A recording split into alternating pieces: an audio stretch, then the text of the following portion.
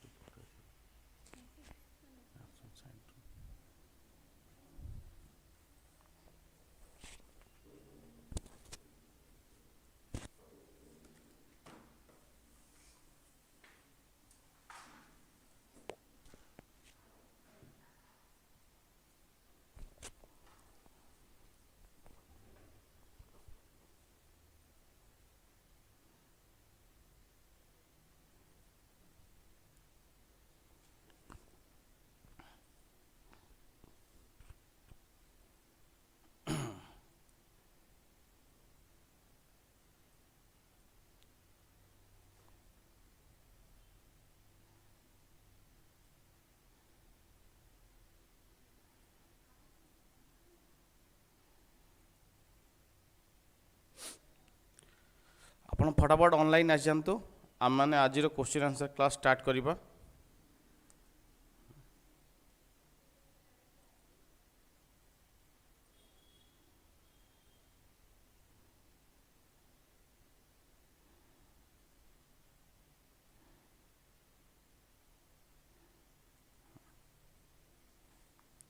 First question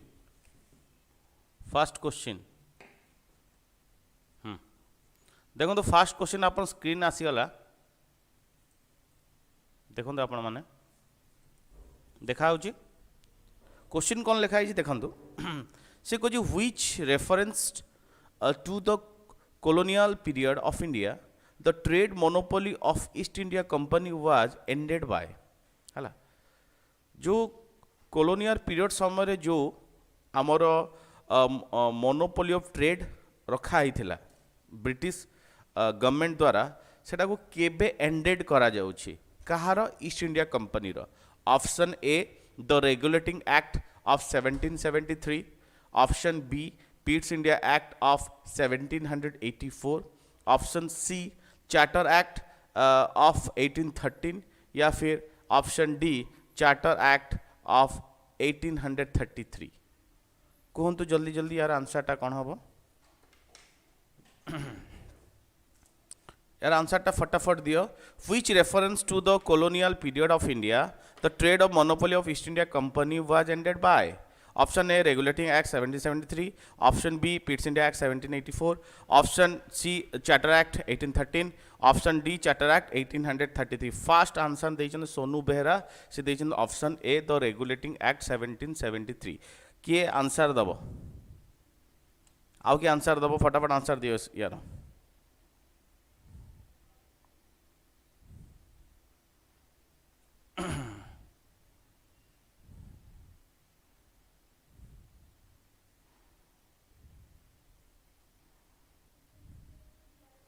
anyone कि answer देवा चाहूच बहुत सारा पिला अच्छा मुझे ना पढ़ी दो समस्तर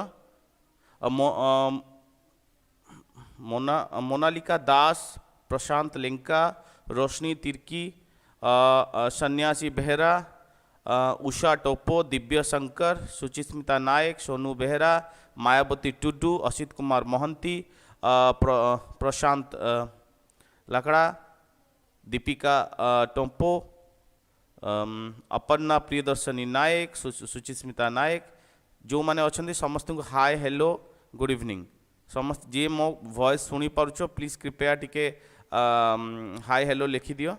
जदि मो वॉइस तुम पाखु क्लियर आसुची मौसुमी साहू भी जॉइन कर सारे हाँ समस्त को हेलो गुड इवनिंग जदि मोर वॉइस आपण मानु क्लियर आसुची प्लीज किबा येस लिखि दियो एबे थंबनेल किछि भी दे दियो हला आमे क्वेश्चन ऊपर को जीवा ता आगरु मु क्वेश्चन आउ थरे पढ़ी दउची which reference to the colonial period of India the trade monopoly of East India Company was ended by हला तो options are the regulating act 1773 Pitt's India act 1784 C charter act 1813 या फिर द चार्टर एक्ट 1833 हाँ सन्यासी सोनू रांसी अपन्ना मोनालिका तापरे आपण को दीपिका प्रशांत समस्त को हाय हला दिव्य शंकर श्रम कुजरू समस्त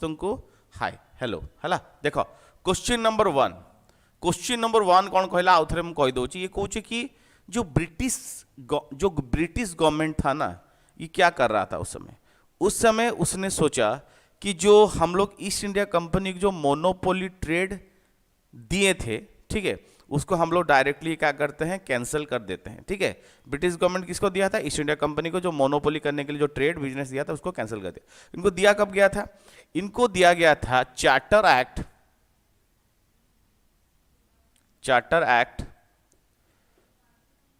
1793 में ठीक है 1793 में मोनोपोली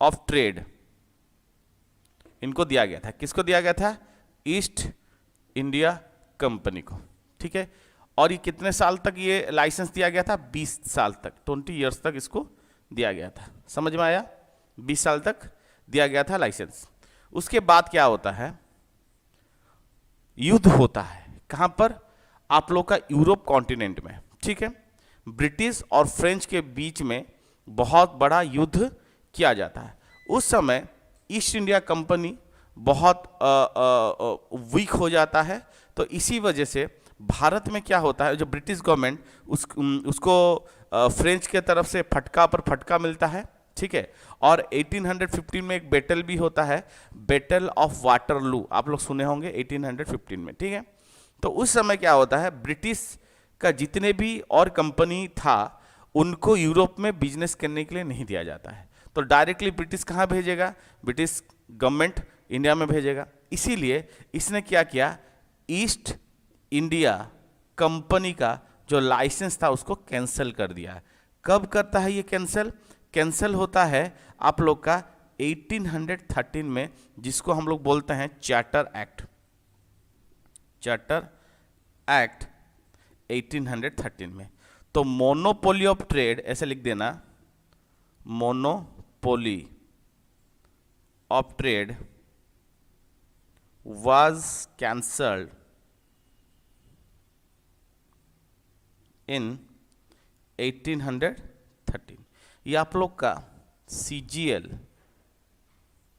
2021 में ये क्वेश्चन आया था ठीक है CGL 2021 में ये क्वेश्चन आप लोग का आया था समझ में आया और इसमें क्या होता है इसमें ये एक सिस्टम हो गया चार्टर एक्ट 1813 में monopoly of trade was cancel हो गया 1813 में ठीक है क्लियर उसके बाद देखिए क्या होता है उसके बाद 1 लाख ग्रांटेड फॉर एजुकेशन ठीक है 1 लाख इन लोग क्या करते हैं ग्रांट करते हैं एजुकेशन के लिए एनुअली ठीक है एनुअली इन लोग क्या करते हैं ग्रांट कर देते हैं आप लोग का 1 लाख रुपीस एजुकेशन के लिए उसके साथ साथ क्रिश्चियन मिशनरी जो स्कूल होता है समझ में आया क्रिश्चियन मिशनरी जो स्कूल होता है school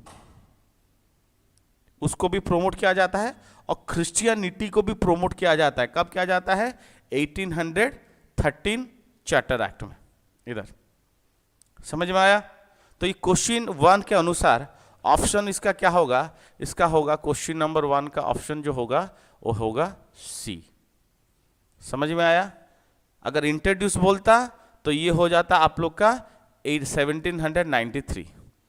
clear.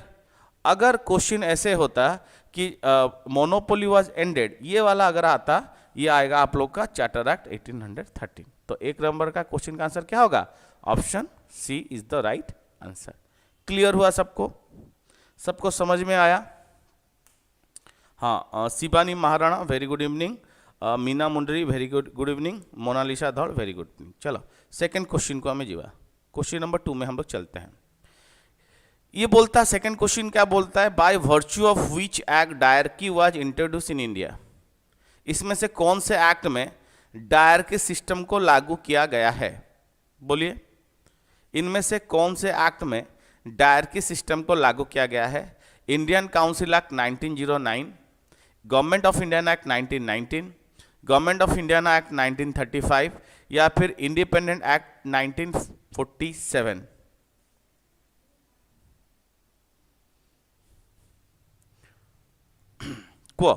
By virtue of which act diarchy was introduced in India? Indian Council Act 1909, Government of India Act 1919, Government of India Act 1935, या फिर India independent act 1947।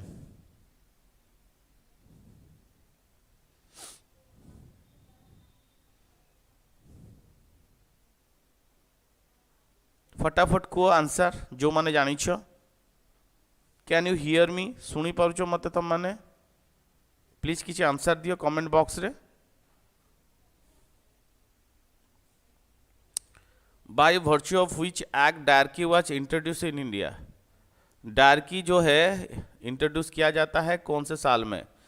Indian council act 1909 में, government of India act 1919, government of India act 1935, या फिर Indian independent act 1947।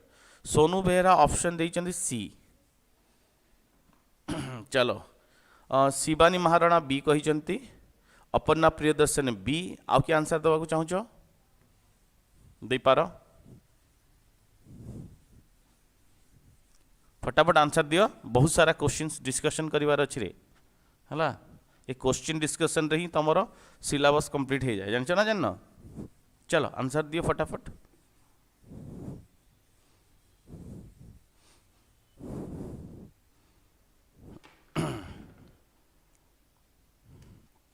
देखो question number 2 है। Question number 2 रा answer कौन हम? Option B is the right answer. Option B is the right answer. Government of India act, government of India act 1919 मन रहा। Government of Indian act 1919 is the right answer है। Dyarchy कौन देखिए? Government of India act को आउ को ना रे डका जाए? आको जाए मॉन्टेगो, Chelmsford reform. Government of Indian act 1919 को मॉन्टेगो चेम्सफोर्ड रिफॉर्म ना रे डका जाए। क्लियर है? आउ गोटे तार ना क्लियर। मॉन्टेगो किए थिला? ये थिला secretary state of India. Chelmsford किए थिला? वाइस रॉय ऑफ इंडिया हला। दी जनर जुगल बंदी जोटा हला ताको कहला मॉन्टेगो चेम्सफोर्ड रिफॉर्म्स और गवर्नमेंट ऑफ इंडियन एक्ट 1919 हला। ओके, देन एबे आस डायरकी ऊपर हला। से कुछ डायरकी को प्रथम थर इंडिया रे केबे लॉन्च कराई थिला? आकु लॉन्च कराई थिला 1919 रे हला। डायरकी माने होची dual government. Okay, dual government. गोटे रहबो कोन? गोटे रहबो centre outer of provinces. Provinces, provinces means होची स्टेट। आकु पुणी दी भागर विभक्त करागला। गोटे था रिजर्व, आउ गोटे था ट्रांसफर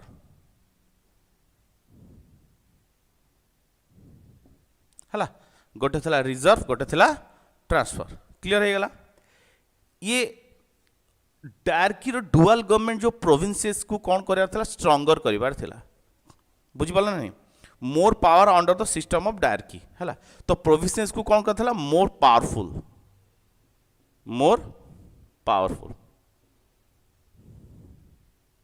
है से गोटे जगार ट्रांसफर केस रे ये जगार governor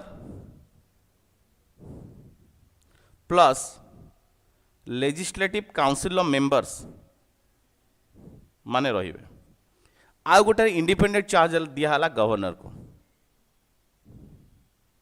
okay that is called dyarchy okay तो डायरकी सिस्टम केबे आसला जदि पचरा जाए तो तुम कौन कहब डायरकी सिस्टम केबे आसला यदि पचरा तुम कहब ये आसला 1919 रे हला बुझलो कि नहीं केबे आसला 1919 रे ओके डुअल गवर्नमेंट कहगला गोटे हला सेंटर गोटे हला प्रोविंसेस माने हला स्टेट राज्य और राज्य को स्ट्रंग करागला रिजर्व आउट ट्रांसफर द्वारा गोटे जगार गवर्नर रेस्पॉन्सिबल रहिबो लेजिस्लेटिव काउंसिल रे जवाबदेही रहिबो आ गोटे इंडिपेंडेंट चार्ज रहउतला गवर्नर हला that is called provinces clear that is known as the dyarchy तो क्वेश्चन हिसाब रे by virtue of which act dyarchy was introduced in India that is known as government of Indian act 1919 very very important question okay clear है बुझी pile चलो next question को आम जा question number 3 the first definite step to provide parliamentary control over East India Company was taken by the first definite step to provide parliamentary control over East India Company was taken by Regulating Act 1773, Peers India Act 1784, Charter Act 1813 या फिर Charter Act 1833 को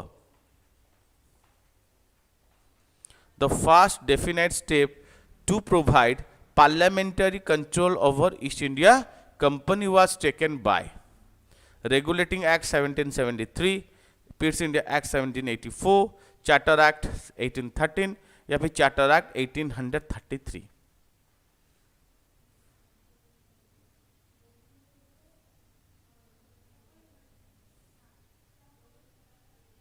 फटाफट कह यार answer कौन हम question हो गला चलो 3 नंबर मु बनाऊँगी तो मैंने आंसर दियो भूल हो ठीक हो आंसर दियो किसी असुविधा नहीं कि तुमको फांसी दंड थोड़ा ना झुलाऊँ Rinki means very good evening अच्छा शिवानी महाराणा कहते रेगुलेटिंग एक्ट 1773 चलो बढ़िया आउ किए कौन कहना चाहते अच्छा मोनिका दास ए सोनू बेहरा ए चलो ए चलो ए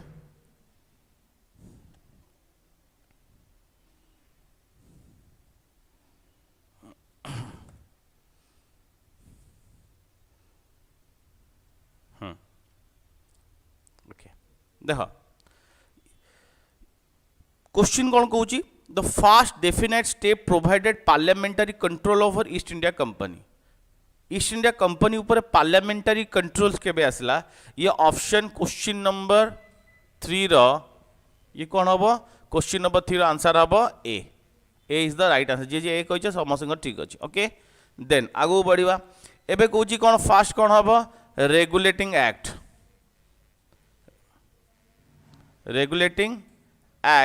1773 it was a first act by the British Parliament in India ठीक अच्छे प्रथम एक्ट जोटा कि ब्रिटिश पार्लियामेंट इंडिया रे बनईला रेगुलेटिंग एक्ट 1773 ये कौन आसला ये ईस्ट इंडिया कंपनी एक्ट 1972 रे आसला ये कौ थ्रू एटा बनाई ये बनाई थी द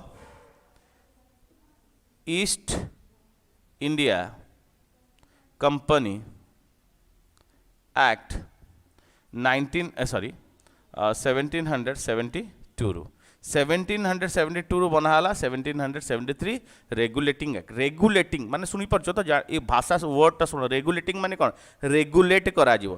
तो रेगुलेटर काम कोन हला बढ़ेबा यदि पंखा जोरे बुलिबो, कमेबा यदि पंखा स्लो हो से बेला। रेगुलेटिंग इन द सेंस एठी कहबार अर्थ होची कि कंपनी को कोन करा हबो रेगुलेट करा हबो। कंपनी एबे ब्रिटिश गवर्नमेंट अनुसार चलीबो। बुझी पाइलो?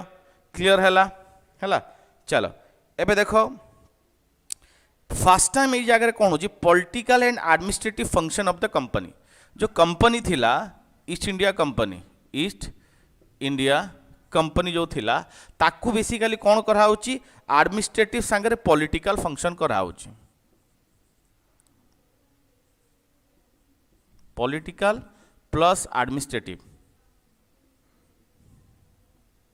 हला। पॉलिटिकल एंड एडमिनिस्ट्रेटिव फंक्शन करा होची कहा को ईस्ट इंडिया कंपनी को। कहा द्वारा ब्रिटिश गवर्नमेंट द्वारा हला। नेक्स्ट कौन कौच जगह एबे सेंट्रल एडमिनिस्ट्रेशन आड़ू को आगू को बढ़ुची किए तुम ब्रिटिश गवर्नमेंट बढ़ुची। ता सहित यही जगह फास्ट टाइम अणा होची first governor general of Bengal. आगुर कौन थिला गवर्नर जनरल थिला, एबे हैला आगुर थिला गवर्नर ऑफ बेंगल थिला, एबे गवर्नर जनरल हे गला। गवर्नर जनरल ऑफ बेंगल की होची फर्स्ट वारेन हेस्टिंग।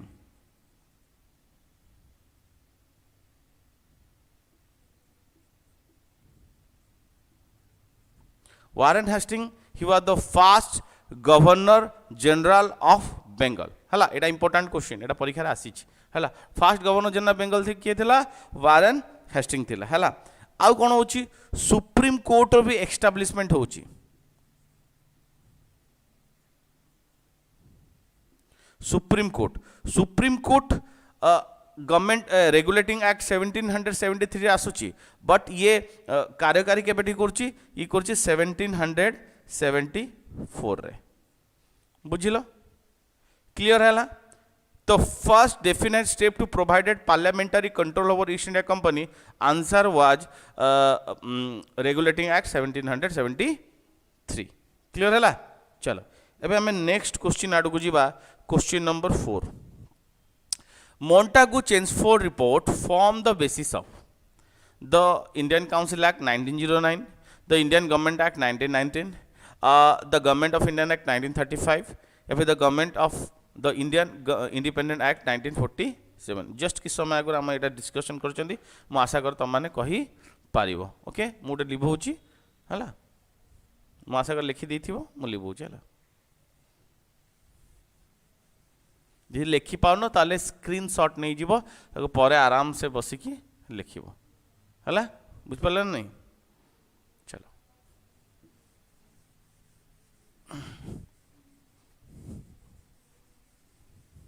यार आंसर दियो। क्वेश्चन नंबर 4 आंसर दियो। क्वेश्चन नंबर 4 आंसर दियो। Question number 4 the Montagu Chelmsford report form the basis of Government of Indian Act 1909, Government of Indian Act 1919, Government of Indian 1935 या Independent Act 1947। अच्छा बहुत पिला answer देलेनी। Aparna Priyadarshini first answer देइछन्ते B, तापर मोनिका दास, सोनू बेहरा, शिवानी महाराणा, निहारिका सेठी, प्रशांत लाकरा, मीना मुंडरी एमान समस्त देइछन्ते बी। तो तुम यदि बी देइछो मोर कि साहस नहीं कि तुम आंसर को काटी पारिबी हैला। तो क्वेश्चन नंबर 4 रो आंसर है बी। ओके चलो समस्त का आंसर बिल्कुल सही है, सबका आंसर बिल्कुल सही है। तो क्वेश्चन नंबर 4 क्या बोल रहा है? गवर्नमेंट ऑफ इंडिया एक्ट 1919 है। आउ थे कौन the government of India act 1919। ठीक है, इसको हम लोग किस नाम से बुलाते हैं? मोंटागु चेम्सफोर्ड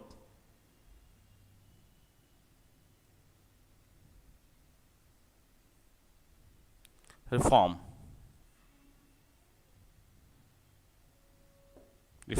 है। Montagu Chelmsford reforms. ठीक है, अभी देखिए क्या है। अभी बेसिकली रूप से मोंटेगू कौन था? ये था सेक्रेटरी स्टेट ऑफ इंडिया। ये कौन था? वाइसरॉय ऑफ इंडिया, याद रखना। लॉर्ड मोंटेगू, ठीक है, ये कौन था? आप लोग का सेक्रेटरी स्टेट ऑफ इंडिया। और चेम्सफोर्ड कौन था? लॉर्ड चेम्सफोर्ड, ये था वाइसरॉय ऑफ इंडिया। इनके जुगलबंदी में जो होता है वो है गवर्नमेंट ऑफ इंडिया एक्ट 1919, ठीक है। अभी इसमें क्या क्या आ रहा है देखिए। पहला आता है dyarchy. Government of India act में ये बहुत इंपॉर्टेंट है एग्जाम पॉइंट ऑफ व्यू में। पहला आता है डायरकी, डायरकी, ठीक है। उसके बाद क्या आता है? बाइकैमरलिज्म, ठीक है। बाइकैमरलिज्म को इंट्रोड्यूस किया जाता है किसके द्वारा? आप लोग का गवर्नमेंट के द्वारा। ये बाइकैमरलिज्म का मतलब क्या होता है? इसमें लेजिस्लेटिव काउंसिल को हटाया जाता है, ठीक है, और उसमें इंट्रोड्यूस किया जाता है अपर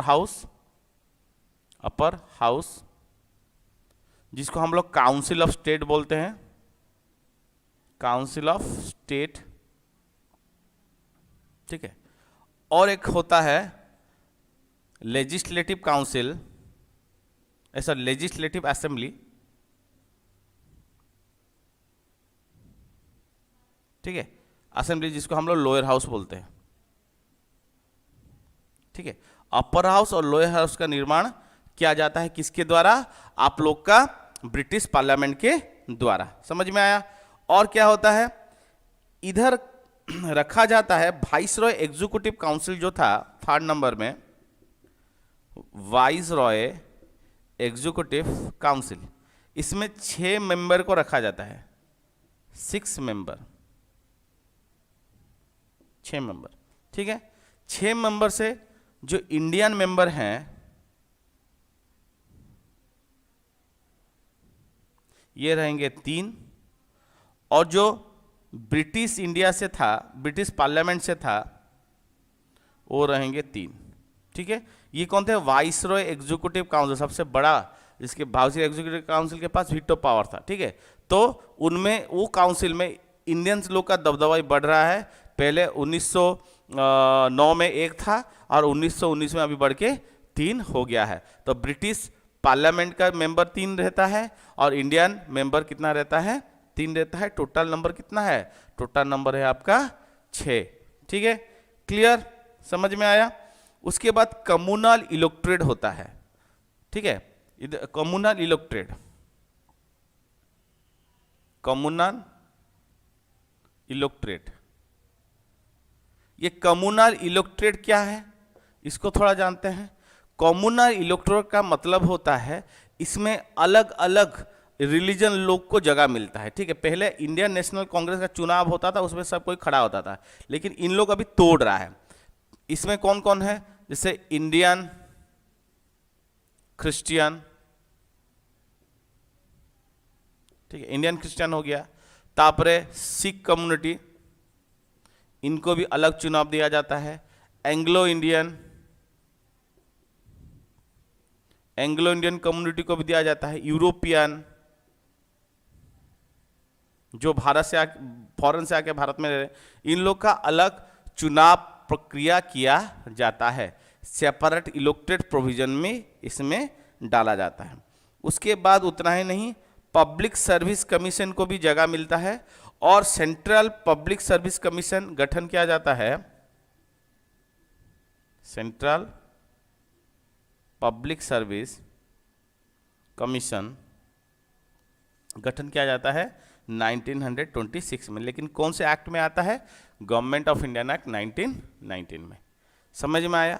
ये सब चीज हुआ था उस समय, ठीक है। तो क्वेश्चन के अनुसार, क्वेश्चन क्या बोल रहा है? The Montagu Chelmsford report form the basis of Indian council act 1909, Indian government act 1919, the government of India act 1935 या फिर इंडिपेंडेंट एक्ट 1947। तो इसका आंसर होगा B, the government of India act 1919।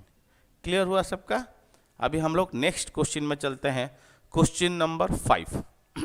देखिए आपका स्क्रीन में क्वेश्चन नंबर 5 आ रहा है। इसमें क्या बताया गया है?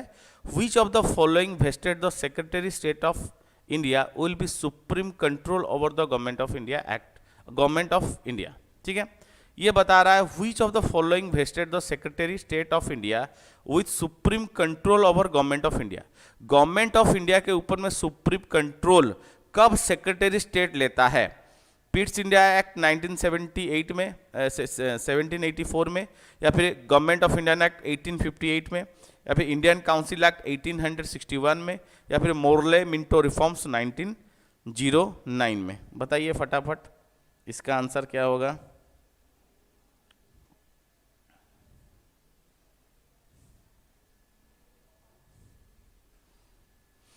दीजिए इसका answer. Which of the following vested the secretary of state for India with supreme control over government of India?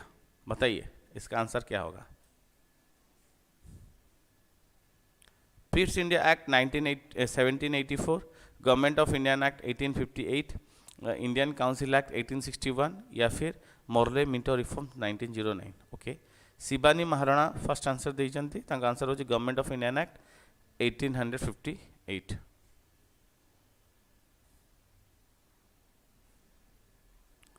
चलो फटाफट आंसर दियो।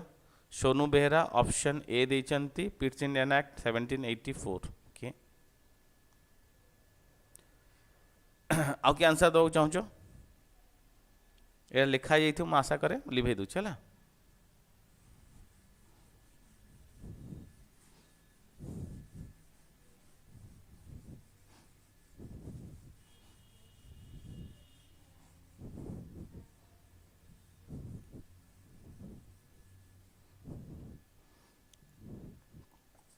देखो।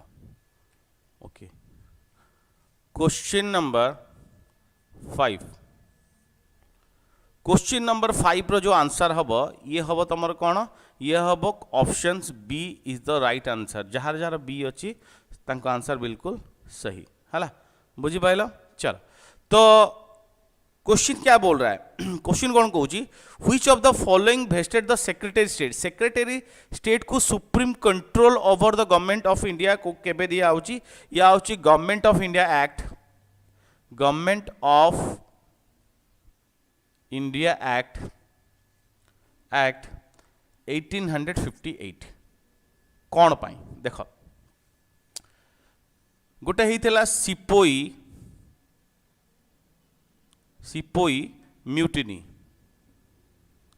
सिपोई म्यूटिनी होता तुमने जानथिबो। ए सिपोई म्यूटिनी केबे होता? ये होता 1857 रे हला।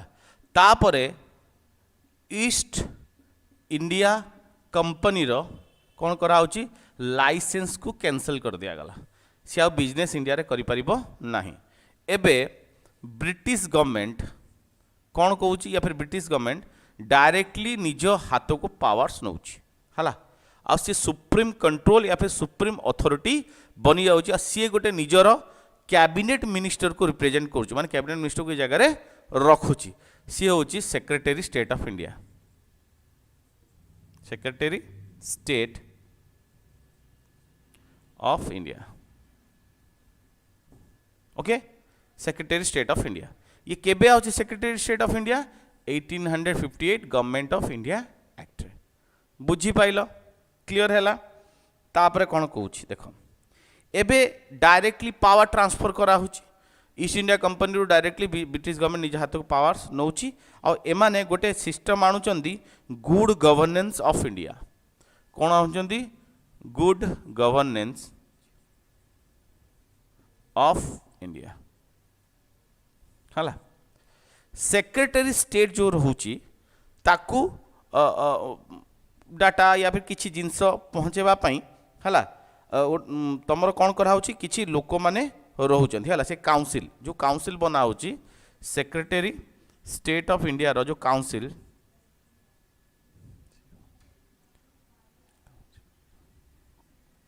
काउंसिल जो फॉर्मेशन करा होची सेतरे केते मेंबर होचंती? 15 मेंबर। मन रखियो हला। सेक्रेटरी स्टेट ऑफ इंडिया रे जो काउंसिल लो फॉर्मेशन करा होची सेतरे केते मेंबर होचंती? 15 मेंबर। से माने कौन करिवे? असिस्ट करिवे। असिस्ट करिवे काहाकू? से माने सेक्रेटरी स्टेट ऑफ इंडिया को कौन करिवे? से 15 जन लोक असिस्ट करिवे। क्लियर हैला? जानि पारलो हला है। आउ ये ब्रिटिश गवर्नमेंट कौन गोटे कैबिनेट मेंबर, कैबिनेट मेंबर, बुझल कि नहीं रे, है। এইটা হচ্ছে তোমার কোণ যেগুলা ইম্পর্টাট কোশ্চিন সবু দিয়া হয়েছে হ্যাঁ। ওড়িশা হাইকোর্টে পক্কা গোটে কোশ্চিন या पर আসব মনে रख। ओडिशा हाईकोर्ट एएसओ एबे जो रिलीज है या फिर तुम एबे जो पंचायती एक्सटेंशन ऑफिसर बाहर जूनियर क्लर्क बाहर तादरे पक्का या भीतर गोटे क्वेश्चन सियोर है बुझिपारे एक्ट उपर गोटे पढ़ू। नेक्स्ट क्वेश्चन चलो।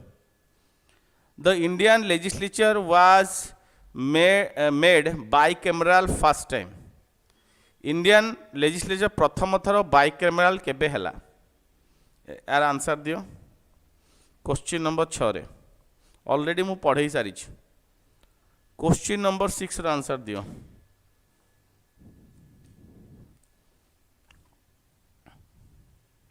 क्वेश्चन नंबर 6 रा आंसर दियो कौन हम।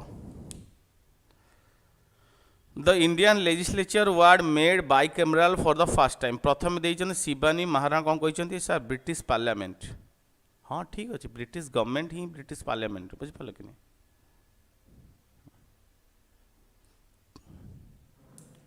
ओके पहला आंसर दिए हैं सोनू बेहरा।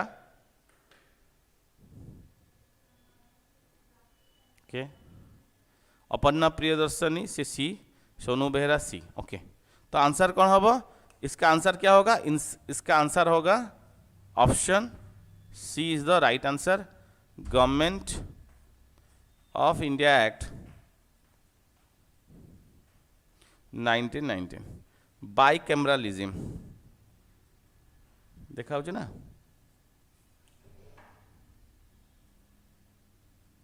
बाइकैमरालिज्म का मतलब क्या होता है, देखिए बाइकैमरालिज्म का मतलब होता है इधर एक तो होता है अपर हाउस, एक तो होता है लोअर हाउस। लोअर हाउस को हम लोग और किस नाम से बुलाते हैं, लेजिस्लेटिव असेंबली।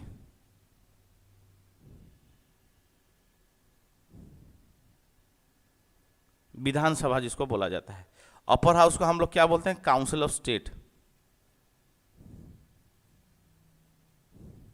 ठीक है that is called bike. Bike का मतलब होता है दो।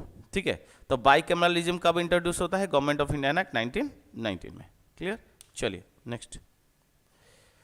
हाँ question number 7 the supreme court of India was set up by. ये भी हम लोग पढ़ा दिए हैं, इसको बताइए फटाफट क्या होगा। तो supreme court of India was set up by the regulating act 1773, Pitt's India act 1784, the charter act 1813 या फिर द चार्टर एक्ट 1833। बताइए फटाफट इसका आंसर क्या होगा। क्वेश्चन नंबर 7 का आंसर दीजिए। क्वेश्चन नंबर लिखिए आंसर दीजिए। ठीक है कोई अगर लेट में ज्वाइन कर रहा है वो फिर इधर उधर का आंसर देगा।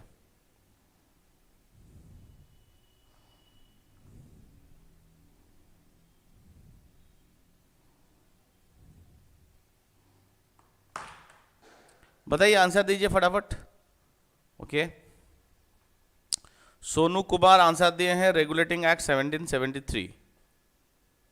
Supreme court of India was set up by. Question number 7 इसका आंसर क्या होगा। चलिए सोनू बाबू बता रहे हैं ए, और कोई इसका आंसर नहीं दे पा रहा है। ये होगा आप लोग का। अजीत संजीव कुमार साहब बोल रहे हैं ए, मोनिका दास, मीना मुंडारी, सोनू बेहरा। चलो सब कोई यही बता रहा है द रेगुलेटिंग एक्ट 1773। ठीक है और ये सुप्रीम कोर्ट कब बनता है, ये बनता है बेसिकली रूप से 1774 में। लेकिन कौन से एक्ट में आया था, रेगुलेटिंग एक्ट में आया था। क्लियर हुआ, समझ में आया। सुप्रीम कोर्ट को बनाने के लिए ब्रिटिश गवर्नमेंट इतना तत्पर क्यों था। देखिए ब्रिटिश पार्लियामेंट बेसिकली रूप से उस समय ईस्ट इंडिया कंपनी का बहुत सारा करप्शन बढ़ गया था, तो उसको दबाने के लिए इसने सुप्रीम कोर्ट का सहारा लिया और सुप्रीम कोर्ट का एस्टैब्लिशमेंट कर दिया। कहां पर, बंगाल में, मतलब कलकत्ता में। समझ में आया। और पहला जो चीफ जस्टिस बनता है उस समय का 1774 में, हाँ 1774 में जो पहला चीफ जस्टिस बनता है उसका नाम था सर एलिजा इम्पे। क्या था उसका नाम था? सर एलिजा इम्पे, याद रखना, ठीक है। उसमें एक चीफ जस्टिस था और 2 जज थे, समझ में आया? Sir Elijah Impey, he was the first chief justice of supreme court that time 1774। Okay, clear हुआ आंसर इसका? तो supreme court of India was set up by, कब सेटअप हुआ था? ये हुआ था आप लोग का द रेगुलेटिंग एक्ट 1773 में। रेगुलेटिंग एक्ट 1773 में आता है, लेकिन एस्टैब्लिशमेंट कब होता है? 1774 में। Okay, next question, which of the following was the biggest source of the constitution of India? इसमें से सबसे बड़ा सोर्स है संविधान का, कौन सा है? Government of Indian act 1919, government of Indian act 1935, the Indian independent act 1947, या फिर नॉन ऑफ द एबव? बताइए इसका आंसर क्या होगा? क्वेश्चन नंबर 8, क्वेश्चन नंबर 8 का आंसर बताइए, तब तक मैं स्क्रीन को साफ कर लेता हूं। आप आंसर दीजिए फटाफट।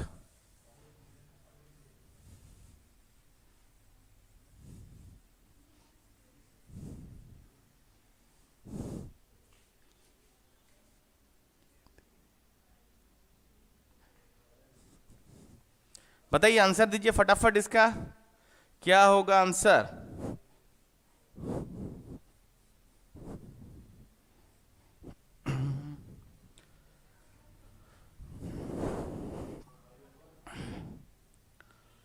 तुम बिन जिया जाऊं कैसे, कैसे जिया तुम बिन, सदियों से लंबी है रातें।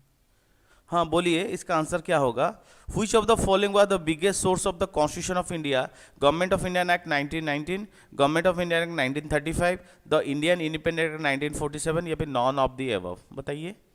अच्छा, पहले आंसर दिए हैं Sonu Behera, the Indian independent act 1947। और कोई आंसर देना चाहता है इसका? क्वेश्चन नंबर कितना चल रहा है? 8। क्वेश्चन नंबर 8 का आंसर दीजिए, क्या होगा?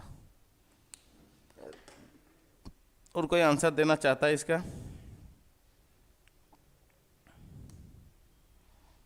देखिए, biggest source of the constitution of India जो है, कहां से ज्यादा आइटम हम लेके आए हैं, कौन से एक्ट से लेके आए हैं? ये है आप लोग का गवर्नमेंट ऑफ इंडिया एक्ट 1935।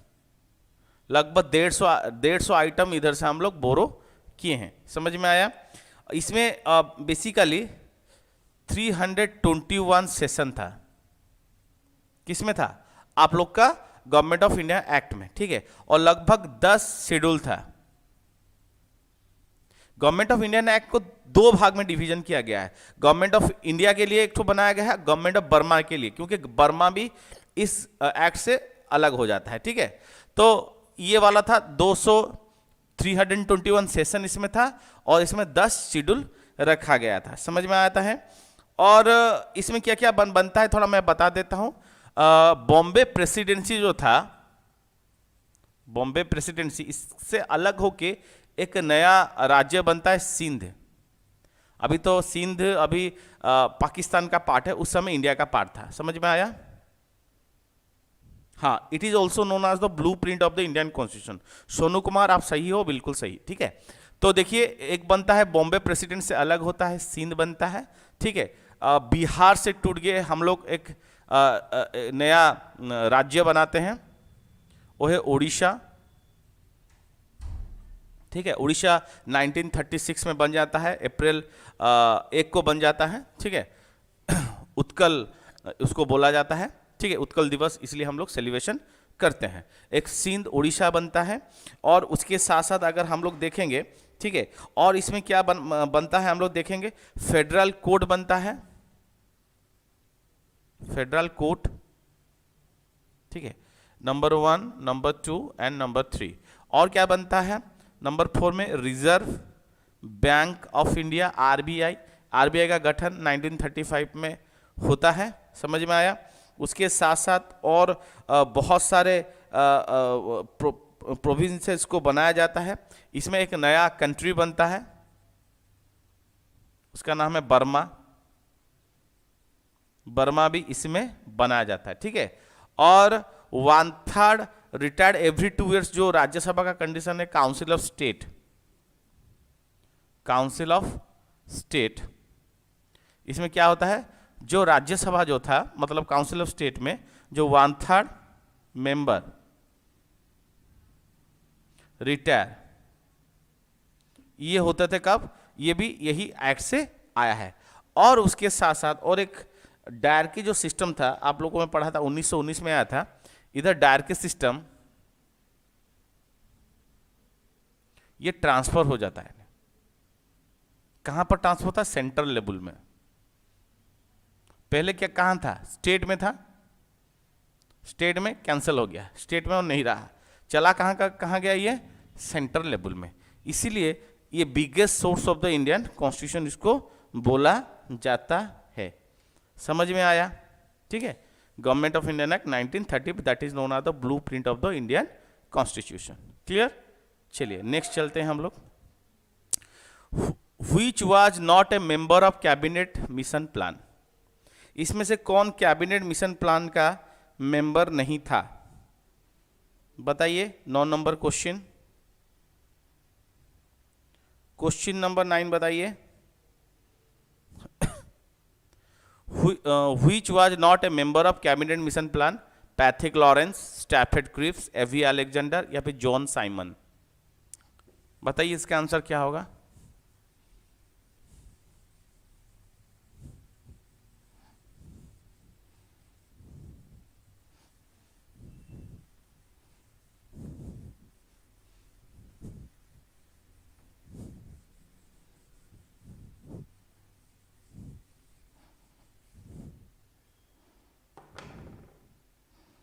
बताइए इसका आंसर।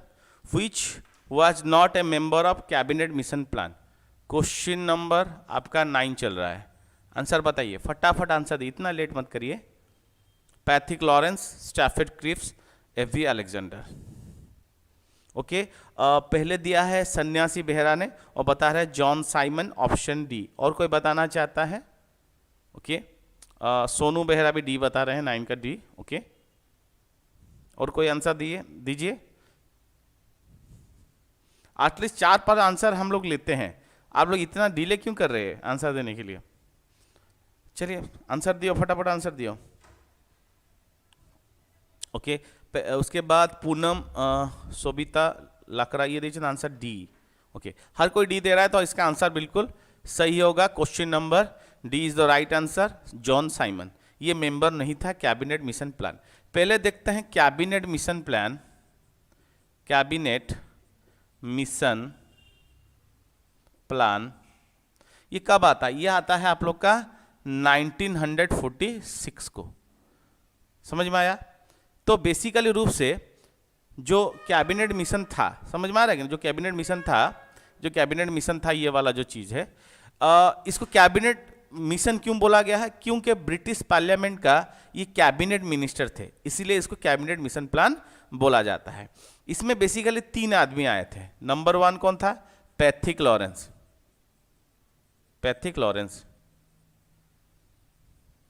ठीक है। नंबर 1 कौन हो गया? Pethick Lawrence. नंबर 2 हो गया आप लोग का स्टैफर्ड क्रिप्स,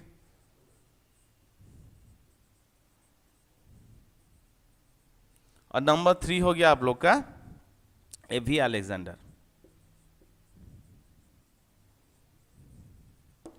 ठीक है, एवी अलेक्जेंडर।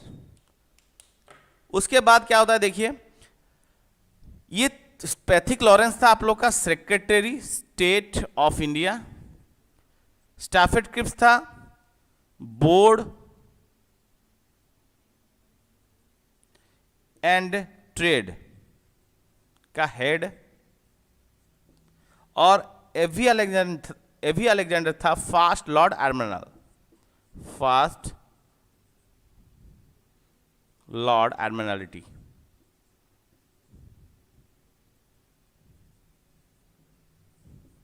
फास्ट लॉर्ड एडमिरल्टी कौन था? आप लोग का एवी अलेक्जेंडर था। इनको भेजा था कौन? इनको ब्रिटिश गवर्नमेंट का, ब्रिटिश पार्लियामेंट का जो था पीएम, वो इनको भेजा था। उनका नाम था क्लीमेंट एटले। ठीक है, एटले ने इनको भेजा था, वो था पीएम ऑफ ब्रिटिश पार्लियामेंट। ठीक है, समझ में आया। अभी देखते हैं क्या क्या इसमें था। इसमें 3 डिवीजन किया गया था, ग्रुप बनाया गया था, A group, B group and C group. ठीक है, ए बी सी ग्रुप को, ए ग्रुप में कुछ राज्य रहते थे, बी ग्रुप में कुछ राज्य रहते थे और सी ग्रुप में कुछ राज्य को जगह मिला था। लेकिन जब फाइनलाइज हुआ था तभी कैबिनेट मिशन प्लान के अनुसार तो हम लोग का कॉन्स्टिट्यूएंट असेंबली बना, लेकिन इसको कैंसिल कर दिया गया था, कैबिनेट मिशन को अप्रूव नहीं किया गया था। समझ में आया। ये था हम लोग का कैबिनेट मिशन प्लान का पूरा कच्चा चिट्ठा। Next option, question number D चलते हैं। The constitution of India came into force. Constitution of India कब आता है?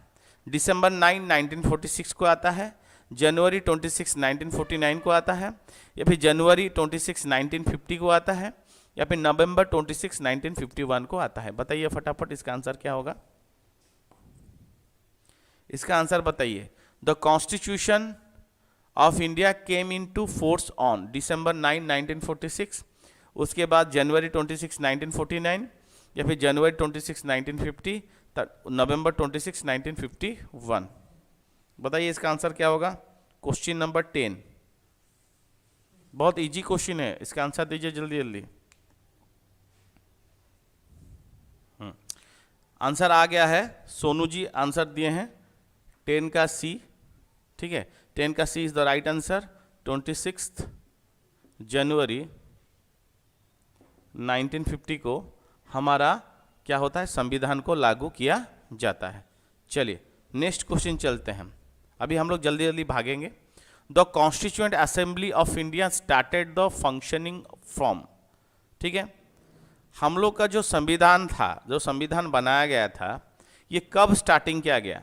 9 दिसंबर 1946 को स्टार्ट किया गया, 1 जनवरी 1947 को स्टार्ट किया गया, या फिर 26 जनवरी 1947 को स्टार्ट किया गया, या फिर 15 अगस्त 1947 को स्टार्ट किया गया। बताइए जल्दी जल्दी आंसर इसका दीजिए। The constitutional assembly started the functioning of. Question का नंबर लिखिए, आंसर दीजिए। क्वेश्चन का नंबर लिखिए और आंसर दीजिए।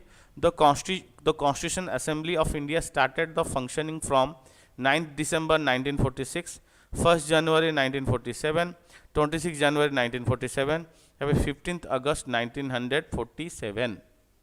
बताइए आंसर दीजिए इसका। क्वेश्चन नंबर 11 चल रहा है, क्वेश्चन नंबर 11 चल रहा है, आंसर दीजिए। क्वेश्चन नंबर 11 का आंसर दीजिए।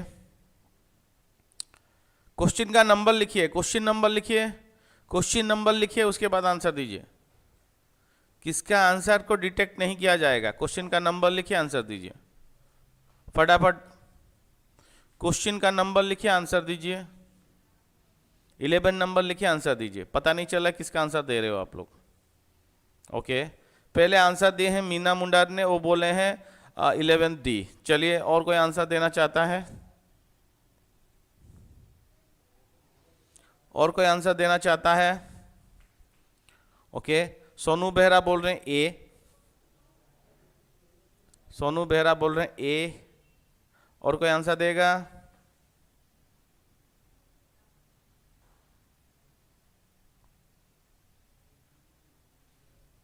अपर्णा प्रियदर्शनी ए। चलिए, तो क्वेश्चन नंबर का जो आंसर रहेगा वो रहेगा आपका option A is the right answer. हमारा जो संविधानिक सभा का जो गठन किया गया था, जो संविधान जहां जिस दिन से लिखा गया, वो था आप लोग का 9 दिसंबर 1946। इसको याद रखना, ये वेरी वेरी इंपॉर्टेंट क्वेश्चन है। 9 दिसंबर 1946 the constituent assembly of India started the functioning for 9 December 1946। Next question चलते हैं। Father of Indian polity, father of Indian polity, father of Indian polity हम किसको बोलते हैं? फादर ऑफ इंडियन पॉलिटी हम किसको बोलते हैं? Option are B R Ambedkar, option B Chanakya, option C Aristotle, option D M N Roy. बताइए, फटाफट आंसर दीजिए। क्वेश्चन नंबर 12 का आंसर दीजिए। क्वेश्चन नंबर 12 का आंसर दीजिए, क्या होगा? फादर ऑफ इंडियन पॉलिटी हम किसको बोलते हैं?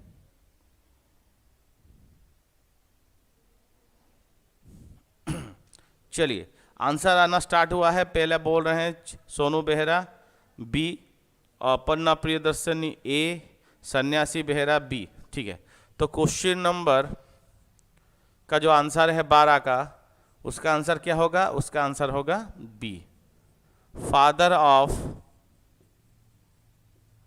Indian polity.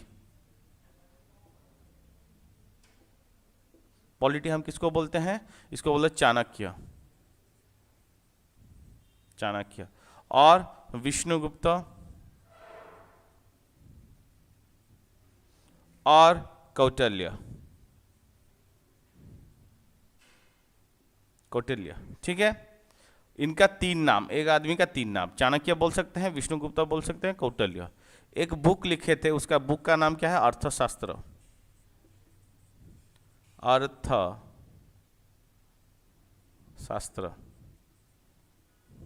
ठीक है, अर्थशास्त्र इनका बुक का नाम था। ठीक है, फादर ऑफ इंडियन पॉलिटी हम किसको बोलते हैं? हम बेसिकली रूप से चाणक्य, विष्णुगुप्त और कौटिल्य को बोलते हैं। Next question, father of Indian constitution किसको बोला जाता है? B R Ambedkar, M N Roy, B N Rao या फिर जे एल नेहरू? कौन इसका आंसर देने वाला है? फटाफट दीजिए। Question number 13।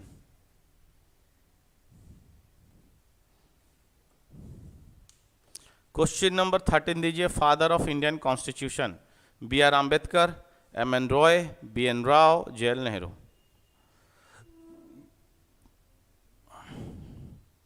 Father of Indian constitution किसको बोला गया है? B R Ambedkar, M N Roy, B N Rao, J L Nehru?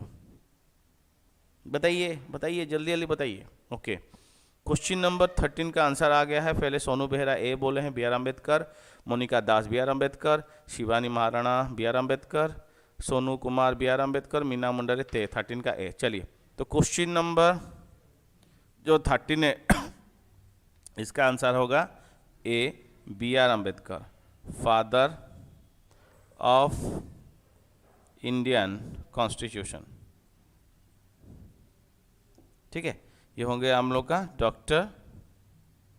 Doctor B R Ambedkar, doctor B R Ambedkar. समझ में आया? चलिए नेक्स्ट चलते हैं, इनके बारे में जानते हैं। डॉक्टर बी आर अम्बेडकर का जन्म कब होता है? ये होता है आप लोग का 14 अप्रैल 1891 को। ठीक है, माओ मध्य प्रदेश में एक जगह है, उधर इनका जन्म होता है। और इनका देहांत कब हो जाता है?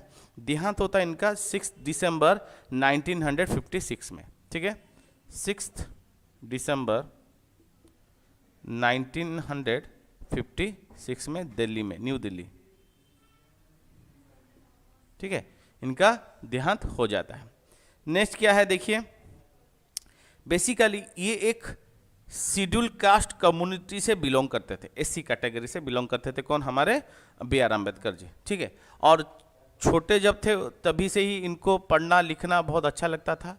बहुत बड़े बड़े विश्वविद्यालय में इनका पढ़ाई लिखाई का अभियान शुरू हुआ। जैसे कि एजुकेशन लेते हैं, यूनिवर्सिटी ऑफ मुंबई से बीए एंड एमए करते हैं। उसके बाद कोलंबिया यूनिवर्सिटी से एमए और पीएचडी करते हैं। लंदन स्कूल ऑफ इकोनॉमिक्स में MSc, master of science and doctor of science DSC करते हैं। उसके बाद juris, economy, academic, politician, anthropologist, writer सब बनते हैं। और भारत रत्न इनको कब मिलता है? भारत रत्न इनको मिलता है 1990 में, इनको मिलता है भारत रत्न। याद रखना है कि भीमराव अंबेडकर जी को भारत रत्न कब मिलता है? ये मिलता है 1990 में। क्लियर? समझ में आया? चलिए अभी हम लोग नेक्स्ट क्वेश्चन चलते हैं, question number 14। Which among the following was the chairperson of drafting committee set up the constituent assembly. ठीक है, हु अमंग द फॉलोइंग, इसमें से कौन chairperson of drafting committee setup by the constitution assembly. Constitution assembly के द्वारा जो drafting committee बनाया गया था, इसमें से कौन उसका चेयरपर्सन था। जवाहरलाल नेहरू चेयरपर्सन थे, डॉक्टर राजेंद्र प्रसाद इनके थे, या फिर डॉक्टर बी आर अम्बेडकर थे, या फिर नॉन ऑफ दी अबव। बताइए इसका आंसर क्या होगा। क्वेश्चन नंबर 14 का आंसर दीजिए।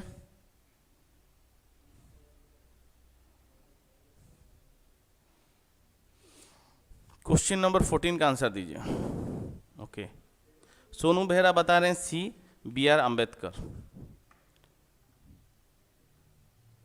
देखिए क्वेश्चन नंबर 14 ये कुछ नहीं है, ये ड्राफ्टिंग कमेटी का जो हेड थे वो थे doctor B R Ambedkar, doctor B R Ambedkar. ठीक है, ड्राफ्टिंग कमेटी। ठीक है,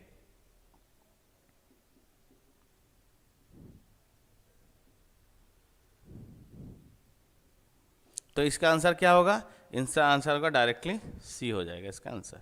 ठीक है, और ड्राफ्टिंग कमेटी को कब बनाया गया था, इसको बनाया गया था आप लोग का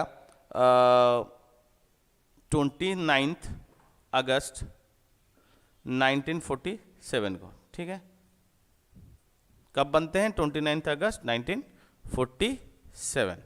क्लियर हुआ। ये चेयरमैन कब बनते हैं, 29 अगस्त 1947 को। ठीक है, चलिए नेक्स्ट क्वेश्चन। सन्यासी बेहरा सी हब आंसर, सेटा 14 नंबर सी हब है, doctor B R Ambedkar, option C. 14 का सी होगा आंसर। चलिए 15 में चलिए। Who propose the preamble before the drafting committee of the constitution. चलिए इसका आंसर दीजिए। Jawaharlal Nehru, B R Ambedkar, B N Rao, या फिर एम के गांधी। क्वेश्चन नंबर 15 चल रहा है, इसका आंसर दीजिए, तुरंत दीजिए फटाफट।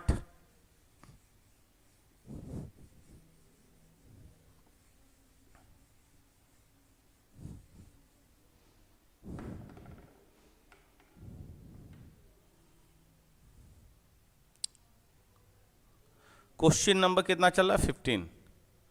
इसका आंसर दीजिए। ये बोला who propose the preamble before the drafting committee on the constitution. Option are Jawaharlal Nehru, B R Ambedkar, B N Rao, या फिर एम के गांधी।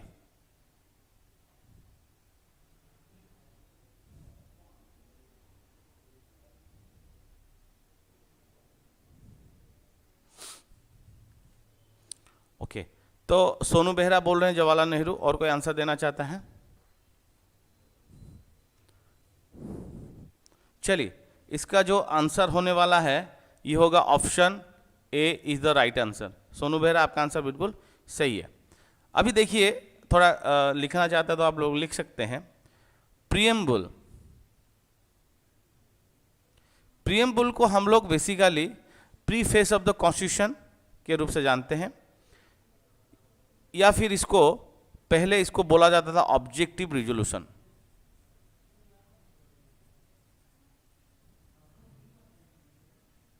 ठीक है, इसको हम लोग किस नाम से जानते हैं, ऑब्जेक्टिव रिजोल्यूशन के नाम से जानते हैं।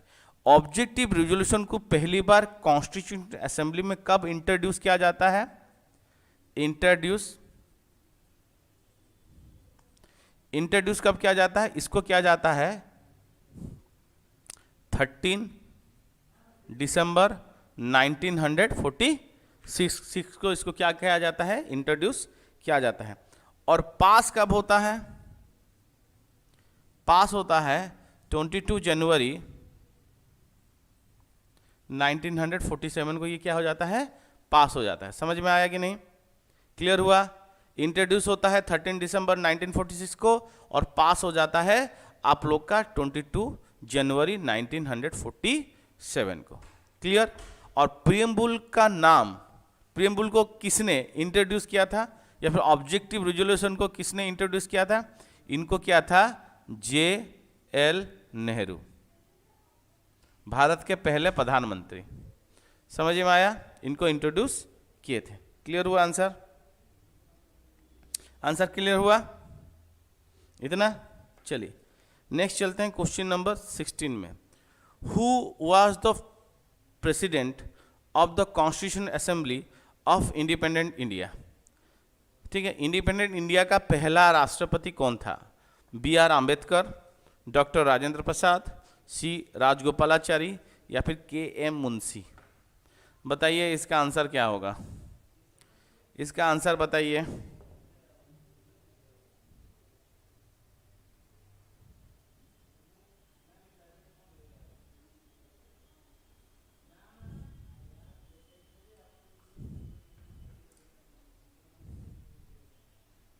इसका आंसर दीजिए। Who was the president of constitution assembly of independent India? Okay, Anjali Priyadarshini fast answer देते ए क्वेश्चन। अच्छा, ये 15 आंसर देते। 16 का आंसर कौन दिया है? जब सोनू बोले हैं, सोनू बेहरा बोले हैं बी, सोनू कुमार बोले हैं बी, मोनिका दास बी। चलिए सबका आंसर बिल्कुल सही है। जो 16 का आंसर होगा वो होगा B is the right answer, doctor Rajendra Prasad. ठीक है, doctor Rajendra Prasad longest surviving president है, लॉन्गेस्ट सर्वाइविंग प्रेसिडेंट। ठीक है, 1950 से ये रहते हैं 1962 तक, मतलब टोटल 12 साल। ठीक है, लॉन्गेस्ट सर्वाइविंग प्रेसिडेंट अब तक हैं कौन? डॉक्टर राजेंद्र प्रसाद।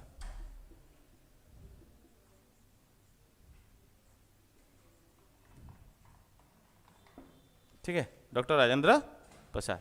क्लियर? चलिए नेक्स्ट क्वेश्चन चलते हैं। Question number 17।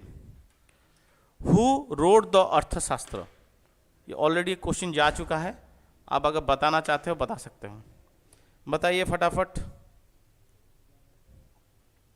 क्वेश्चन नंबर 17 का आंसर दीजिए। क्वेश्चन नंबर 17 का आंसर दीजिए। इधर मैं लिख दे रहा हूँ। क्वेश्चन नंबर 17, इसका आंसर क्या होगा? क्वेश्चन नंबर 17 का आंसर क्या होगा? क्वेश्चन नंबर 17 का आंसर क्या होगा बताइए। ओके, अब पहला आंसर दें सोनू बेहरा ए, मोनिका दास ए। अच्छा, चाणक्य। अरे यार, चाणक्य जिसका नाम है, विष्णुगुप्त भी उसका नाम है, कौटिल्य भी उसका नाम है, तो आंसर होगा डी। डी होगा आप लोग का ऑल ऑफ दी अबव। समझ में आया? क्वेश्चन कुछ नहीं है रे, खाली थोड़ा घुमा दिया है, तुम लोग फंस गया। ठीक है, तो चाणक्य, विष्णुगुप्त, कौटिल्य एक ही आदमी का नाम है, मैं लिखा था ना उस time. All of the above होगा, option D is the right answer. ये अर्थशास्त्र में क्या लिखा गया है? पॉलिटी लिखा गया है, मैंने पॉलिटिकल साइंस के बारे में लिखा गया है, इकोनॉमिक्स के बारे में लिखा गया है, मिलिट्री स्ट्रेटेजी के बारे में लिखा गया है, फंक्शन ऑफ द स्टेट के बारे में लिखा गया है, और सोशल ऑर्गेनिज्म के बारे में लिखा गया है अर्थशास्त्र में। ठीक है, बहुत सारे चीज़ इसमें डाल दिया गया है, जैसे पॉलिटिकल साइंस के बारे में लिखा गया है, मिलिट्री स्ट्रैटेजी के बारे में लिखा गया है, इकोनॉमिक के बारे में लिखा गया है, फंक्शन ऑफ द स्टेट के बारे में लिखा गया है, और सोशल ऑर्गेनिज्म के बारे में भी लिखा गया है। अदर ऑप्शन नहीं देखा था। क्यों नहीं देखा था? इतना बेकरार तुम क्यों हो आंसर देने के लिए? थोड़ा देखो। चलिए नेक्स्ट क्वेश्चन, क्वेश्चन नंबर 18 बोलिए। कॉन्स्टिट्यूशनल डे हम लोग कब सेलिब्रेशन करते हैं?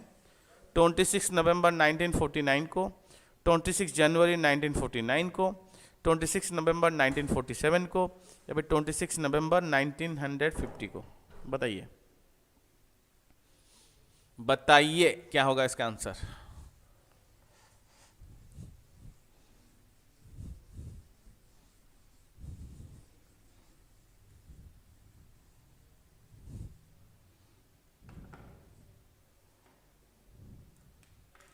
कॉन्स्टिट्यूशन डे सेलिब्रेशन कब किया जाता है? 26 नवंबर 1949 को, 26 जनवरी 1949 को, 26 नवंबर 1947 को, या फिर 26 नवंबर 1950 को? बताइए। क्वेश्चन नंबर 18 का क्या होगा? ओके, सोनू आज मार खाएगा मेरे से। सोनू आज मेरे से मार खाएगा। दोनों सोनू मार खाएंगे, सोनू बेहरा भी खाएगा, सोनू कुमार भी खाएगा, और सन्यासी भी खाएगा। मोनिका नहीं खाएगी, मोनिका बच गई। ठीक है, तो इसका आंसर क्या होगा? 18 का आंसर होगा option A is the right answer. क्या होगा? 26 नवंबर 1949 को हमारा देश का संविधान बना था। लेकिन कार्यकाल कब किया गया था? कार्यकारी कब हुआ था? एनफोर्स कब किया गया था? ये 26 जनवरी 1950 को किया गया था। सोनू फंसा इधर। वाई सर, तुम गलत आंसर देगा तो मार नहीं खाएगा क्या? तुम पढ़ा नहीं, 26 जनवरी 1949 मार दिया। आंसर क्या था? 26 नवंबर 1949। देखना चाहिए ना ये वाला चीज, इसको देखो भाई। क्लियर? अभी गलती समझ में आया? तुम ये बोला क्या 17 का? सॉरी, सोनू बेहरा, अच्छा सोनू बेहरा ये बोला। अच्छा सॉरी, चलो सोनू कुमार नहीं मार खाएगा, सोनू बेहरा खाएगा। ठीक है, चलिए। कंफ्यूज हो गया सर? अच्छा, कंफ्यूज नहीं होने का, इसलिए तो सबको तुमको अच्छी तरह से प्रैक्टिस किया जाता है, पढ़ाया जाता है, उसके बाद कौन सी क्वेश्चन आंसर इसलिए किया जाता है तुम लोग गलती ना हो। ये सब क्वेश्चन आता है इसलिए दिया गया है। चलिए next, idea of the constitution of India. बताइए idea of the constitution of India.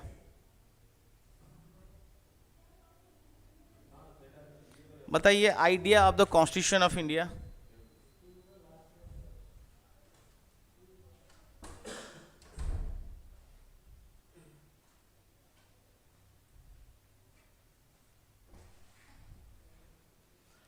अरे सोनू बाबू, हाँ गलती से बोल दिया तुम्हारा नाम, तुम ए ही दिया था, आपका आंसर बिल्कुल सही था। ठीक है, चलिए बताइए idea of the Indian constitution. Indian constitution का आइडिया किसने दिया था? 19 का आंसर बताइए जल्दी जल्दी। पहले सोनू बेहरा बता रहे हैं ए, चलिए मोनिका दास बता रहे हैं ए, और कोई आंसर एक देना चाहता है? पक्का 3 दीजिए, 3 जन फटाफट आंसर दीजिए। सोनू बेहरा तो दे दिया, मोनिका दास और एक कोई आंसर दीजिए फटाफट। कोई लटक गया क्या? जल्दी दीजिए आंसर, क्या ये सब क्वेश्चन को। चलिए, इसका जो आंसर होगा 19 का, ये होगा आप लोग का क्या होगा? ए होगा M.N. रॉय। ठीक है, M.N. रॉय हमारा आइडिया दिए थे कॉन्स्टिट्यूशन ऑफ इंडिया। ये M.N. रॉय कौन था? ये बेसिकली 1934 में इस बोलते हैं कि हमको एक संविधान चाहिए, क्योंकि देश जो है ना बिखरा हुआ है, सबको बांधने के लिए एक ऐसा संविधान चाहिए, एक लॉ के अनुसार सब कोई चलेगा, नहीं तो अपने अपने धर्म के अनुसार चलेंगे और ये कुछ भी हो सकता है। ठीक है, तो ये बेसिकली पायनर थे of the communist movement of India and advocate of radical democracy. ठीक है, ये कम्युनिस्ट पार्टी के बहुत बड़े लीडर थे। कम्युनिस्ट पार्टी को अगर कोई खड़ा किया है भारत में, ये M.N. रॉय है। समझ में आया कि नहीं? तो इसीलिए इनको जाना जाता है। ठीक है, तो option A is the right answer. चलिए 20 नंबर चलते हैं।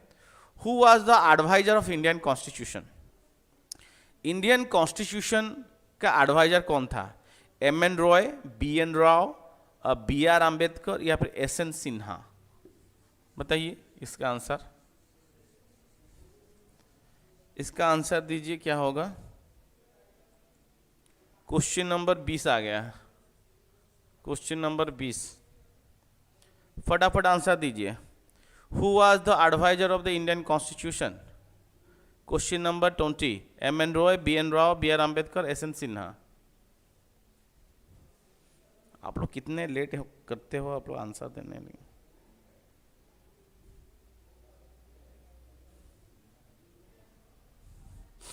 चलिए ओके, सबका आंसर बी आ रहा है, तो B is the right answer. ठीक है, इसका आंसर बी होगा। बी का मतलब क्या है? बी का मतलब है आप लोग का B.N. राव। ठीक है, B.N. Rao, he was the adviser of constituent assembly. ठीक है, B.N. राव। ठीक है, तो बी एन राव का पूरा नाम था बंगाल नरसिंह राव। ठीक है, बी एन राव, बंगाल नरसिंह राव। ये बहुत हाईली पढ़े लिखे आदमी थे। ये इंडियन सिविल सर्विस पास किए थे। ठीक है, आईसीएस। ठीक है, और बहुत ही स्कॉलर थे।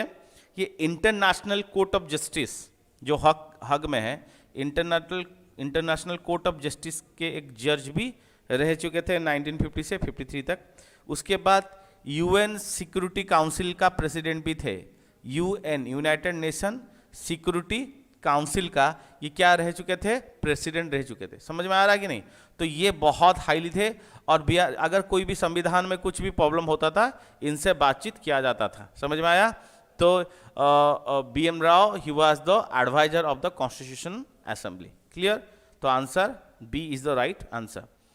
चलिए क्वेश्चन नंबर 21 चलते हैं। 21 क्या है देखिए, ये बोल रहा है national flag was adopted by Indian constitution. Confusing question है, ध्यान से आंसर देना। 22 जुलाई 1947, 22 जुलाई 1948, 22 जुलाई 1949 या फिर 22 जुलाई 1950। ठीक से आंसर देना, गलत हो जाएगा, एक गलत जीवन बर्बाद।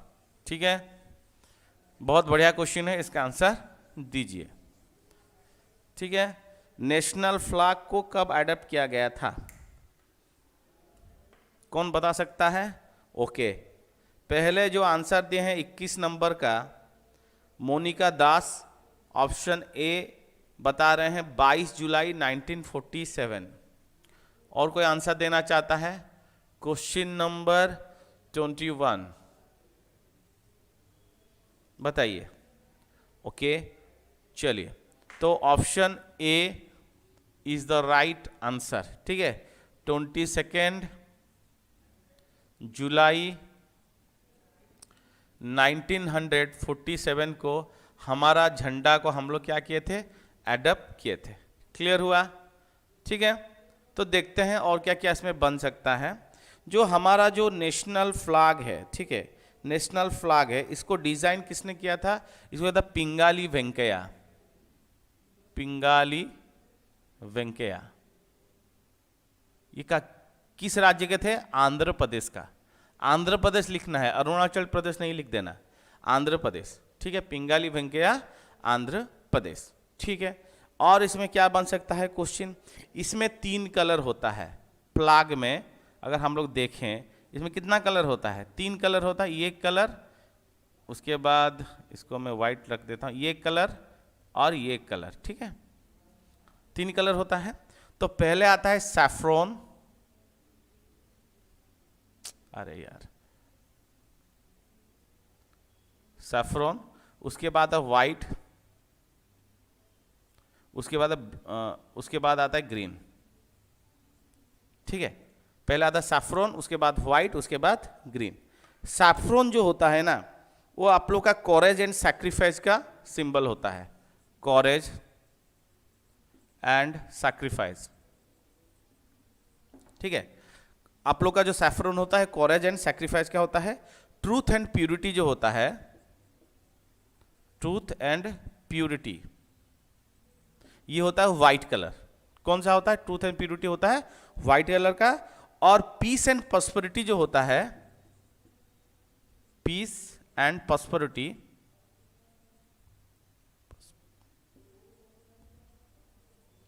पीस एंड प्रॉस्पेरिटी जो होता है वो ग्रीन होता है। और ये जो चक्र होता है, ये आप लोग का लाइट नेवी ब्लू कलर का होता है,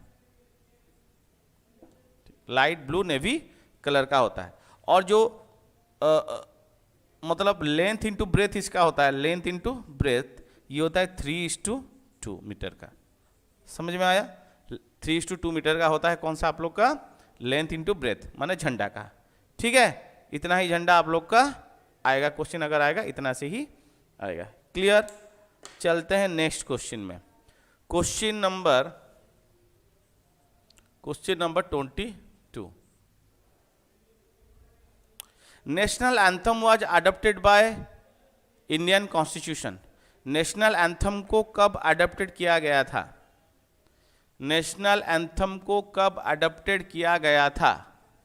बताइए, जल्दी जल्दी बताइए, नेशनल एंथम को कब अडॉप्टेड किया गया था? ऑप्शन में दे रहा हूं, 24 जनवरी 1947, 24 जनवरी 1948, 24 जनवरी 1949 या फिर 24 जनवरी 1950। बताइए आंसर, नंबर लिखिए, आंसर दीजिए, नंबर लिखिए, आंसर दीजिए। कोई देखिए अभी 12 का बी बता रहा है, ठीक है, ऐसे नहीं चलेगा, आप लोग जल्दी जल्दी आंसर देना चाहिए। कहाँ गायब हो जाते हो आप लोग? हाँ, तो क्वेश्चन नंबर 22 नंबर आ गया, पहले सोनू बेहरा बता रहे हैं ऑप्शन डी 24 जनवरी 1950। अच्छा, मोनालिसा भी बता रहे हैं 22 का डी बता रहे हैं। चलिए आपका आंसर बिल्कुल क्वेश्चन नंबर कितना चल रहा है? 22। तो क्वेश्चन नंबर 22 का जो आंसर होगा ये कितना होगा? Option D is the right answer, 24 जनवरी 1950। ठीक है, हमारा नेशनल एंथम। तो हमारा नेशनल एंथम क्या है? जन गण मन। ठीक है, इसका पहला नाम क्या था? भारत भाग्य विधाता। ठीक है, भारत भाग्य विधाता इसका पहला नाम था, बाद में इसको ट्रांसलेट करके जन गण मन में किया जाता है। जन गण मन जो है इसको लिखा था कौन? R.N. टैगोर। कब लिखा था? 11 दिसंबर 1911 को लिखा था। 11 दिसंबर 1911 को लिखा गया। और इसको फर्स्ट टाइम कब बोला जाता है? कलकत्ता सेशन, कलकत्ता अधिवेशन जो इंडियन नेशनल कांग्रेस का था, कब हुआ था? ये हुआ था बेसिकली रूप से 27 दिसंबर 1911।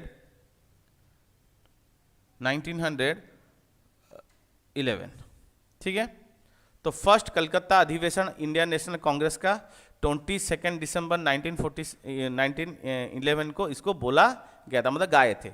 समझ में आया कि नहीं? इतना हो गया आप लोग का। ठीक है, और भी क्वेश्चन है इसके ऊपर में। इसको बोला जाता है morning song of India. Morning song of India.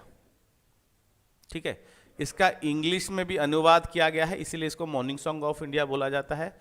ये कब इसको बोला गया था? इसको 1919 में इसको R.N. टैगोर ने इंग्लिश में अनुवाद किया था। इंग्लिश में अनुवाद किया जाता है किसके द्वारा? R.N. टैगोर के द्वारा, रविन्द्रनाथ टैगोर के द्वारा किया गया था। इसका फुल वर्जन कितना है? इसका फुल वर्जन है आप लोग का 52 सेकेंड। इसका शॉर्ट वर्जन किया कितना है? 20 सेकेंड का। ठीक है, इतना क्वेश्चन आता है इसके ऊपर में। जन गण मन कब लाया गया था? 24 जनवरी 1950 को लाया गया था। जन गण मन को भारत भाग्य विधाता बोला जाता है। पहली बार इसको किसने लिखा था? R.N. टैगोर ने। कब लिखा था? 11 दिसंबर 1911 में। कलकत्ता अधिवेशन में पहली बार इसको गाया जाता है 27 दिसंबर 1911 में। ठीक है, इसको मॉर्निंग सॉन्ग ऑफ इंडिया भी बोला जाता है। और ये 1919 में इसको इंग्लिश भाषा में अनुवाद किया गया R.N. टैगोर के द्वारा। ये गाना अगर पूरा बजेगा, मतलब गाएंगे कोई, ये 52 सेकंड लेता है। अगर खाली म्यूजिक बजेगा तो ये 20 सेकंड लेता है। बस इतना ही क्वेश्चन है। ठीक है, चलिए नेक्स्ट क्वेश्चन और हमारा लास्ट क्वेश्चन आज सेशन का। चलिए, who wrote the national song of India? बताइए फटाफट, who wrote the national song of India? इसमें से किसने नेशनल सॉन्ग ऑफ इंडिया लिखे थे? उसका नाम बताइए। नेशनल सॉन्ग ऑफ इंडिया किसने लिखा था? नेशनल सॉन्ग ऑफ इंडिया किसने लिखा था? Options are Bankim Chandra Chatterjee, S.N. Banerjee, Rabindranath Tagore या फिर M.K. गांधी। बताइए।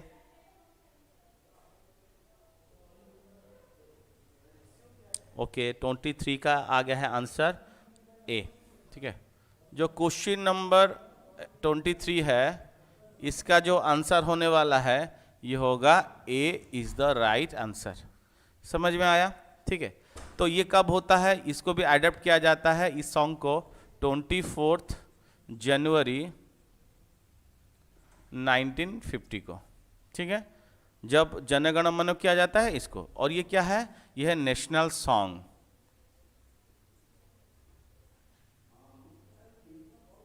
National song of India. और जनगण मन क्या है, नेशनल एंथम ऑफ इंडिया। ठीक है, ये नेशनल सॉन्ग है। इसको किसने लिखा था, बंकिम चंद्र चटर्जी। ठीक है, बंकिम चंद्र चटर्जी ने इसको लिखा था। ठीक है, नोबेल का नाम क्या है, नोबेल का नाम है आनंद मठ। आनंद मठ। ठीक है, ये कब लिखा गया था, 1882 में लिखा गया था। आनंद मठ कब लिखा गया था, 1882 में लिखा गया था। ठीक है, समझ में आ रहा है कि नहीं सबको? उसके बाद देखिए बंदे, इस जो बंकिम चंद्र चटर्जी जो नेशनल सॉन्ग लिखा था उसका नाम क्या है, वंदे मातरम। वंदे मातरम। ये मदरलैंड के लिए गाया जाता है, बलिदान का प्रतीक होता है ये गाना। ठीक है, आप जब नेशनल सैक्रिफाइस करते हैं अपने देश के लिए, इस गाना को आप लोग गा के जाएंगे अपने देश को बचाने के लिए। क्लियर? अभी देखिए, इसको पहली बार Indian national Congress INC Calcutta अधिवेशन, कलकत्ता सेशन 1896 में इसको गाया गया था। किसके द्वारा गाया गया था, रविंद्रनाथ टैगोर के द्वारा गाया गया था। 1896 कलकत्ता अधिवेशन 1896 में गाया गया था। किसके द्वारा, RN टैगोर के द्वारा।